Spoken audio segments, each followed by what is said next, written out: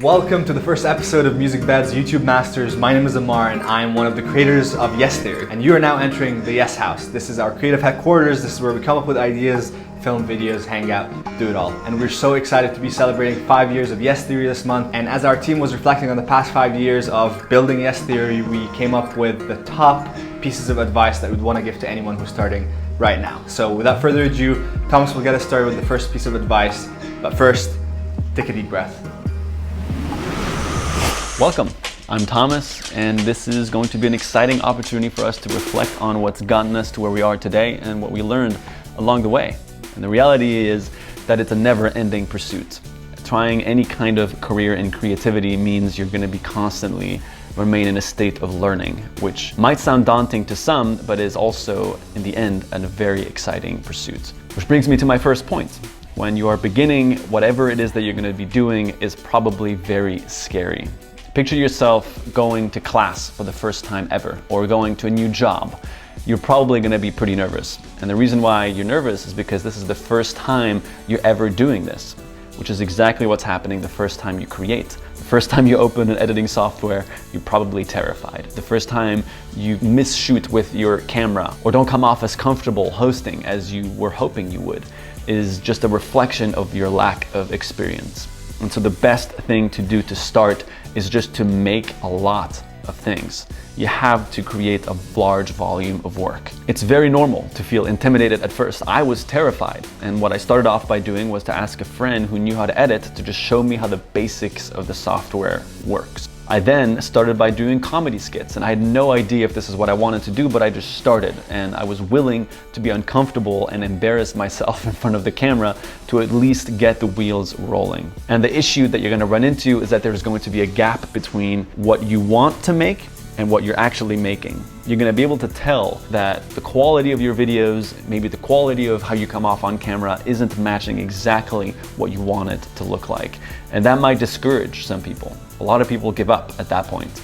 But my advice to all of you watching is to just stick through that.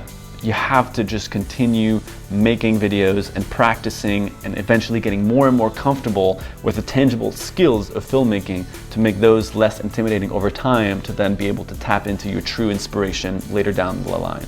As I mentioned, I started by doing comedy skits, and I eventually pivoted into doing scripted bits with my friends, and then finally ended up meeting Matt and Ammar, where we decided to pursue Project 30, which was doing 30 things we had never done before in 30 days and make a video about it. And there was no plan beyond that. We hadn't fully designed the architecture for Yes Theory or even come up with the phrase "seek discomfort" yet, but everything comes one piece at a time. And the main thing you have to remember is just to keep in motion. Continue iterating, not being afraid or getting stuck over details or over insecurity over your lack of experience or knowledge, because over time those things will get better and you will feel more comfortable creating, making videos, editing, picking music. All of those things will come more and more naturally to you, even if they don't feel like they will right now.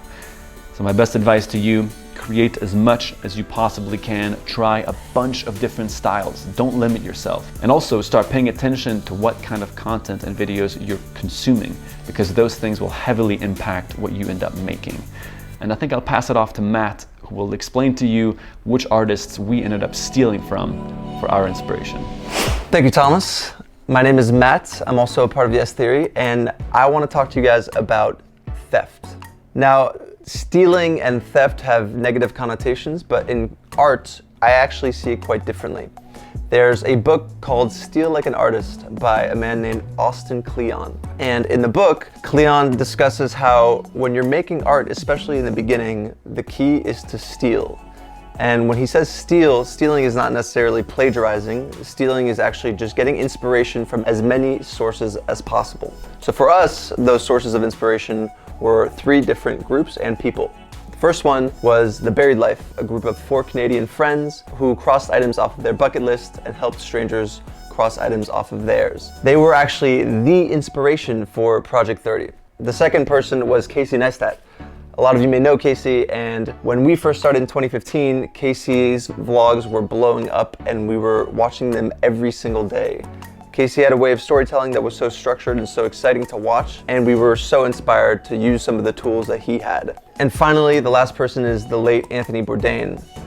For years, Anthony Bourdain traveled the world experiencing new cultures and people and food, and watching his show got us so thrilled to do the same once we had enough money to travel. And in 2016, we had an opportunity to travel and we took it immediately. And we used a lot of the tricks that Anthony would use in his videos when he meets people or he tries new experiences. So what we realized through all this, and what Austin Kleon talks about in his book, is the fact that everything around you and us is stolen.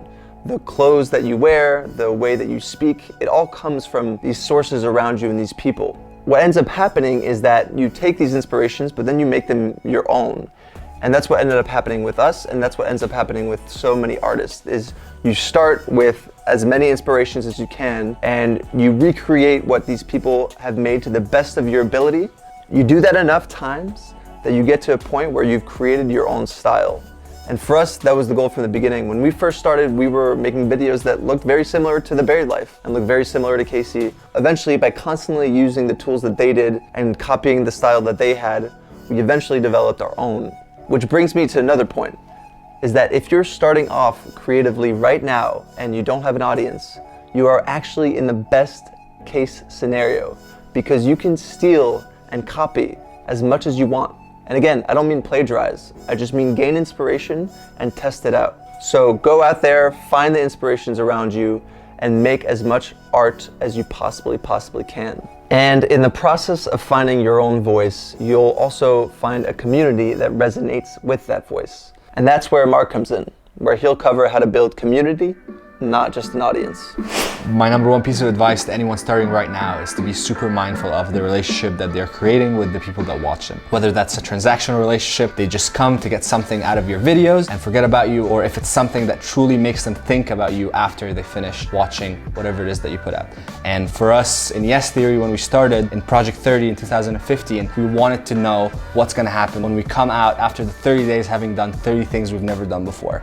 It was a genuine experiment for us, and the result of that was also genuine videos that came out that made people identify with the spirit and the energy that we wanted to do Project 30 with. And that was just, we were young, we were seeking out new things that could get us excited about life, and in that process we were able to actually find these things and share with the people that were watching. So the relationship became a lot deeper because people started to identify with the energy that they saw us seek discomfort with, and people wanted to have some of that. And that brings me to my point today, which is being able to build a community and not just an audience. And for me, the number one thing that I think Yes Theory figured out early on that allowed us to build such a strong community all over the world is the fact that we were able to identify what is our why. What is the thing that should make you, if you don't know who I am, watching this video right now, feel connected with me and potentially decide to come back to watch more of what I want to put out. And for us, we knew early on that people were watching Yes Theory because they were interested in the idea of obviously saying yes and seeking discomfort. So that made it a lot easier for people to feel connected to something that is just bigger than us.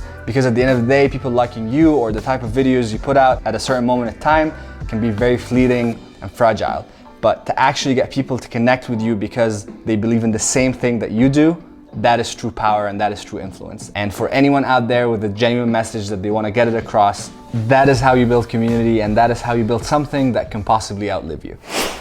Thank you so much for watching this video. We hope that the advice you got out of this was useful. Make sure that you subscribe to Musicbed's YouTube channel if you are interested in watching more of YouTube Masters. Leave us a comment down below, make sure you like this video, and hopefully we'll see you soon.